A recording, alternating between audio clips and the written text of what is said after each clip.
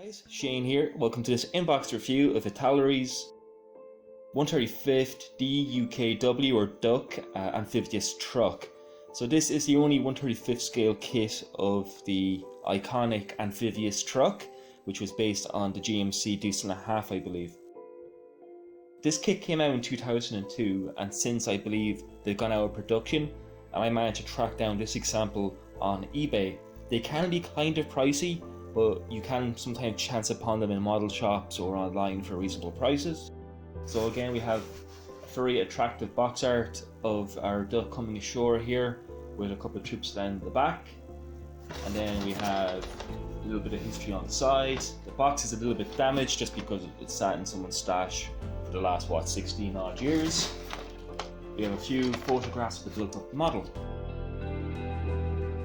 So I've been after this kit for my Allied collection for a long time now, and I actually had the pleasure of actually riding one of these, as many of these machines after the war were salvaged and now they're actually used as tour buses, for lack of a better word. And they, like in Dublin for example, you can get a ride in a civilian modified duck and take a trip around the Grand Canal or what have you, and I believe other major cities that have waterways around the world use these too.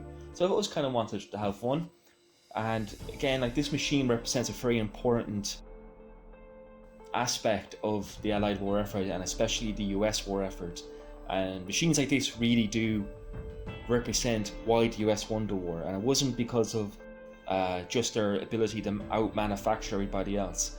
It was by machines like this, and what this machine represents is logistics. America took logistics immensely serious, far more serious than any other army, and a lot more serious than you'd expect the Germans would. The Germans were very good for manufacturing stuff, but their prioritizing and how they basically built their logistic network to get that product from factory to front line was not that good. It was a bit problematic. Whereas these guys ensured that the troops always had excess of equipment, and especially in the island hopping campaign of the Pacific, these machines were invaluable. And obviously their non-amphibious counterparts, such as just the normal trucks and jeeps that basically made the Red Ball Express from Normandy throughout all of Europe, again made victory possible for the Allies, as you can't win a war without equipment to fight it. So these machines are actually quite important, and they do get a little bit pushed aside somewhat. You know, people don't tend to give them the same level of attention and respect as they actually really do deserve. So I'm very excited to have this kit. So with that aside, let's have a look and see what we get inside the box. As you can see, we have this old style cardboard box that's a bit worse for wear, and we have just parts thrown into the box. So I'm unsure if this kit ever came with plastic bags around the sprues. Again, this sat in someone's collection for quite a long time, so I'm not sure. But all we do is we get 3 sprues and our lower hull. The hull of this machine is about 10.5 inches long. As you can see, it is quite large. So with that aside, let's actually have a look at the quality of plastic and see what type of parts we get. So firstly, we're going to look at the instructions and we're going to take it from there. So the instruction booklet is very simple. We just have kind of old school style. There's a large history here of the vehicle in various different languages. So we get a few different missing part order forms, for lack of a better word. Good luck to you trying to get them now, because this kit's probably well out of fashion or well out of production. We get a large sprue map here, as you can see. And we have our 3 sprues plus 1 clear sprue. And immediately the instructions begin. Step 1, we're adding some elements to the cab. As you can see, it's very simple, very basic line drawings. This is very much the run-of-the-mill and the norm for kits in the early 2000s and the late 90s. So it's something, kits have come on a very, very long way in the last, say, 10-15 years in terms of molding technology. Then step 2, we're adding more details to the cab. Then we're moving on to step 3, we're adding the bulwarks here for the cargo compartment. Very simple, again, not many parts per step. This should not be too difficult to put together. I imagine you put this together in an afternoon really if you wanted to. Again, we're adding some tools and various other hull fittings. Step 4, we're adding the windshields. So you can see something pretty unusual in how they've done the windshields on this kit, but we'll get to that in a few moments. Step 5, we're adding the bow plane.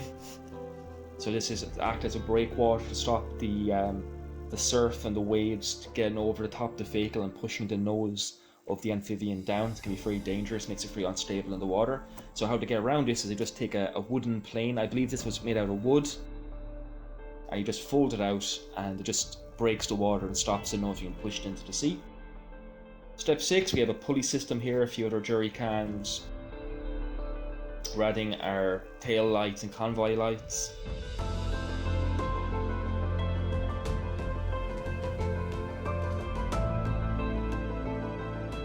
Step 7, we're assembling the lower hull tub. So that's in 3 pieces. We have our 2 hull sides and then the bottom plate.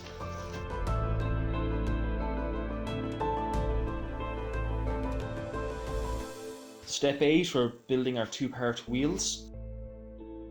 Now there are resin parts still available for these kits, even though the kits themselves are hard enough to come by. A lot of resin companies have done wheels and stowage assemblies for them, and some of them are still in production, so if you go on eBay you'll very quickly find them. Then we're adding our front axle. Again, this is, I believe, a fixed axle. You can't model it turned without doing some surgery to it. However, I know Resicast has a resin upgrade set for this where you can actually articulate the front axle, which always helps add a little bit of visual interest to a wheeled vehicle.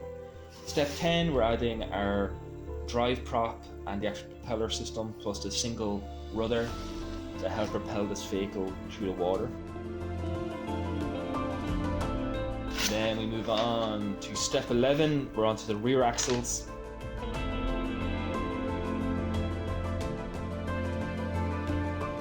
Then we're mounting on step 12 the rear axles and wheels to the vehicle, as well as their final drives. Now I believe there's parts missing from these wheels. There should be end connectors, like a ratchet system between both wheels, and I believe there are resin upgrades, but they're quite pricey to fix that. Moving on to step 13, we are mounting the upper and lower hulls together and then adding the mooring points for tying ropes and what have you. A few more smaller details on step 14, and then the final parts are just adding these rope bump stops, if you will, for stopping the ship, or should I say stopping the duck from getting damaged against the ship when they're mooring alongside to bring either troops or supplies. Mostly these things are for bringing supplies and bringing back wounded. I haven't really come across too many sources saying that these things were used for assaults, just because, well, they'll probably be a little bit more vulnerable to fire than an Amtrak or a landing craft. And then we move on. I could be wrong there, but just I've never really seen it, if you will. Then again, I haven't looked too far. And then we move on to our marking options. So we have 3 marking options. So the first one is US Army Normandy 1945 in a very solid olive drab colour. So again, very just simple. Then we have US Army Germany 1945, again olive drab. And for some reason I would actually love to see a crew of like US paratroopers sitting in the back. So it could be like that episode in Band of Brothers, and like I think it's episode 9, when they're driving through Germany on the back of the ducks. That's so cool, and I'd actually love to see something like that. And then the one that I kind of like, which because it's a bit different, is the third and final marking guide, and this is US Marine Corps Iwo Jima 1945. And it's got that cool 3-tone camouflage that the Marine Corps used. Now I'm not entirely sure what good colours matches, so these are all Model Master, and good luck to you finding them here in Europe. I know you can still find them in many hobby shops in North America, but they aren't too common here at all. At least I've never seen them here in Ireland. So it's like European green, which is probably going to be like an olive drab, sand, and deck tan. I believe the Marines had a different names for these colours, and I've been actually trying to research good Vallejo or Tamiya colours to use for this scheme, and haven't really been able to find any information. So any of you guys know good Tamiya or Vallejo alternatives to do the 3-tone US Marine Corps camo scheme, do let me know please. So that's the instruction booklet, very simple and very straightforward. So let's have a look at the plastic. So we're going to start with this rather massive lower hull tub. So this would have been on a separate sprue, but it's been snipped off the sprues and left in the box. Again, that's just the previous owner has done this. As you can see, it is massive. It's like I think it's like almost 11 inches long, like 26 centimeters or so, or something like that. It's absolutely mega. So it's quite an imposing model, as you can see. So upper surface, no detail, but then again, the upper hull will sit on top of this. You'll never see any of this. But on the bottom, we do have some really nice rib detail here and basic drain plugs on the bottom of the hull. Again, this plastic is very old. The molding technology is not as crisp as what we're used to today, but it's not bad. It's not bad. And these rib details here will actually lend themselves throughout the entire vehicle for good pin wash and oil weathering effects, just because you have raised surfaces to experiment with. So that's the lower hull. It's actually quite nice. Not going to see much of it. However, it is kind of it kind of shows where model kits were going in the early 2000s, and you know, a lot of the features that we take for granted today were kind of pioneered during this period of time by most model manufacturers. So that's the lower hull, and then we go on to the upper hull. It's a little bit simplified. Again, it is monstrous, so let's have a look at the bow first. So again, we have very large broom gates here. They're going to have to cut off. Luckily, the owner hasn't damaged the plastic when he took them out, so that's handy. Again, detail is actually not half bad. It's pretty crisp given its age. Now again, you have to be somewhat realistic in your expectations of this kit. This is a 16-year-old kit, so, and it's not like Tamiya or anything like that. This is when Italeri were kind of on the they're beginning to kind of update their molds and update their game a little bit. So this is kind of one of the first really good kits from them in a long time, I believe. We do have little cheat lines here. I don't know how well you guys can see. So we do have cheat lines to help us mount some of the smaller details. We also do have some very fine rivet lines along the sides of the hull. I'm going to keep using naval terms because it's an amphibian, and just because it's a little bit humorous for me to do that. We have a molded in place hatch here, and again it's solid plastic, so you can't hollow that out. However, there are engine sets available, and this is the engine access panel here. So I think it's IMC I think have or CMK I think have a resin update set that has the engine that is still available online. So Italeri also has simplified the model in certain places. For example, these air ducts and grills here are molded solid, and this is like solid plastic. So you could cut this out and put a bit of mesh in there if you want. So you can see it might be a little bit of an awkward job. However, there are photo etch sets available still to this day for this kit. I know Italeri has them, so I'm sure you can probably get your hands on that quite easily. We have the cab here. The cab is pretty straightforward. It's a single piece, big molded block. We have these two tabs. I'm not entirely sure, are we cutting them off or keeping them? So, you know, make sure you look at the instructions before you cut off something you're not meant to. Again, these fine rivets run the entire length of the hull. Really nice detail actually for the time. We have some more cheat lines for the jerry cans here, again just to help us align them. When you come onto the actual cargo bay itself, there's some really nice panel lines here with little grab handles to remove them. That is really cool. I'm actually really impressed by that. And as you can see, this is a very impressive machine. As you can see, it's not in any way a small vehicle. So it's going to look very impressive on your collection. I'm really happy I got my hands on it. So that is our upper and lower hull assemblies. So let's have a look at the sides of the vehicle. So again, a couple of parts have fallen off, but that's fine. So let's use this as an excuse to have a look at the hull side. So once again, we have this massive piece of plastic, which is our hull side. We have some really nice ribbing detail and some nice weld seams here. I don't know if you guys can see that. So again, for a kit from 2002, this is not bad. I've heard it said that these drain plugs are not meant to be here. I'm not entirely sure how true that is. I just read that online. So again, have a look at your reference material to make sure that the variants are correct. Again, very thick plastic, so nice sturdy. You're not going to have to worry about any warping here. It's actually mentally straight considering its size.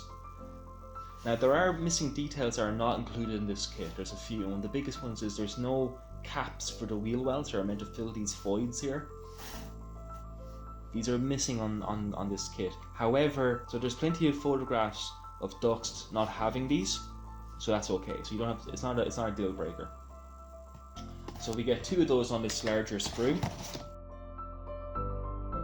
And once again, we have the other hull side here. Exactly the same, just mirrored. Then we have our hull side, or our cargo compartment here. We do have some pin marks that we'll have to fill in and sand down. However, that's not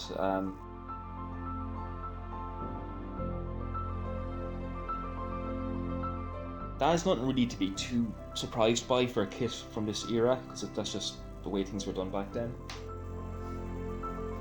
So there are 2 cargo panels for the inside of the hull. Then we have our engine access hatch here, very large hatch. No detail on the interface. There is a few pin marks you're going to have to fill if you want to get your hands on the engine upgrade set. Then we have our bow plane. Again, really nice detail on that, nice ribbed detail. Then we have our propeller and rudder assemblies. I believe this is actually a bilge pump.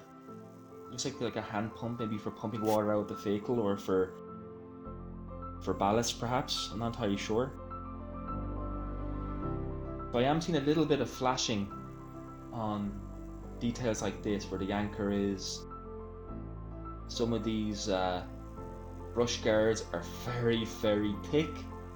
Again, you can probably get upgrades for the in any of the photo etch sets that are still available for this kit. Then we have our big pulley system here that sits on the back of the hull. The steering wheel seems massively overscaled. It's very thick, Jesus.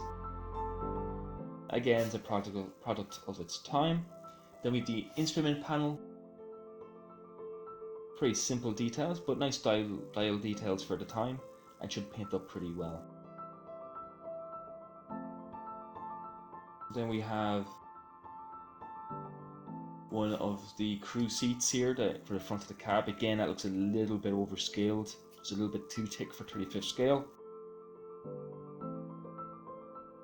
Then we have the other one here. Again, it's a little bit thick for the scale, but you know, we get what we pay for from kits from this era.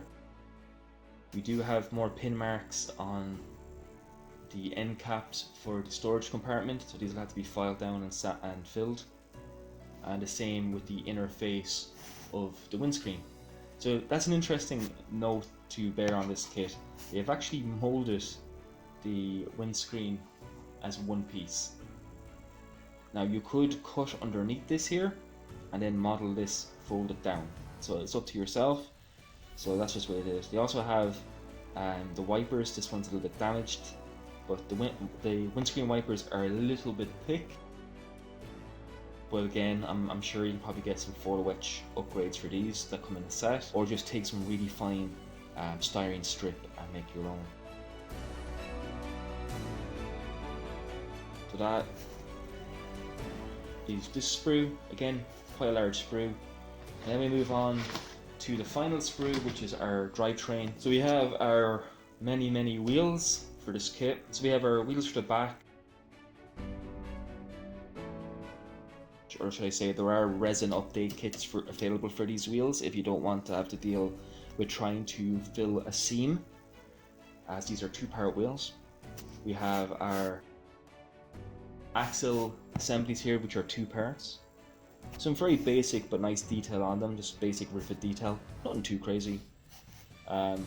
The leaf springs for the suspension are pretty basic and simple, but then again, they don't really need to be too complicated, as a lot of these will not be visible once the kit is together.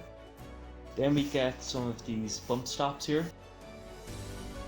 So these are, in real life, these would have been woven rope, and this would have been thrown out around the ship or around the dock to stop it from smashing off the transport ships that had brought them to the beach when they're going back to resupply.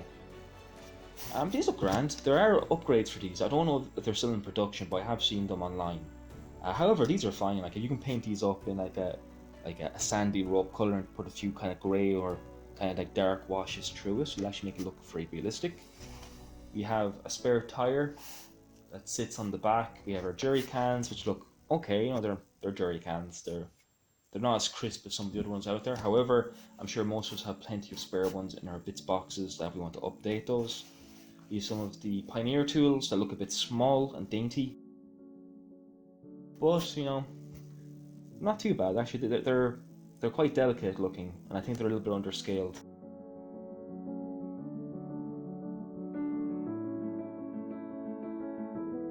We have more leaf spring assemblies here for the rear wheels, and they're pretty okay. They're not too bad. We have our drivetrains for the various axles. Then we have various different tie downs here. They're quite delicate.